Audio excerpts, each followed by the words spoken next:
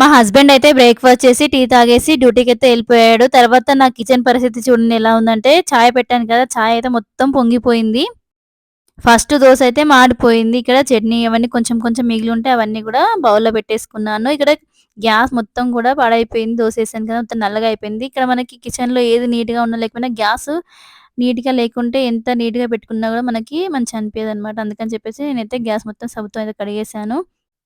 ఇంకా మా పాపకైతే school holidays ఇచ్చారు కాబట్టి వింటర్ హాలిడేస్ సరిపోయింది. లేకపోతే మా పాపకి కూడా స్కూల్ ఉంటేనైతే ఇద్దరికి సేమ్ టైమ్ అనమాట. మా హస్బెండ్‌కి, మా పాపకి ఫుల్ హడావిడి అయితే ఉంటుంది.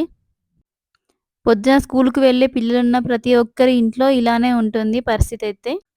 అప్పుడప్పుడు నాకైతే కిచెన్ చూస్తే ఎటన్నా పారిపోవాలనిపిస్తుంది. కానీ మనం పారిపోతే మళ్ళీ కిచెన్ క్లీన్ ఎవరు చేస్తారు చెప్పండి? కాబట్టి మనమే ఓపిక తెచ్చుకొని కిచెన్ మొత్తం అయితే క్లీన్ చేసుకోవాలి. ఇక్కడ నేనైతే క్లీన్ అయితే చేసుకున్నాను. హాఫ్ అన్ అవర్ కంటే ఎక్కువనే టైం పట్టింది. మీకు గనుక వీడియో నచ్చితే లైక్ చేయడం మాత్రం అస్సలు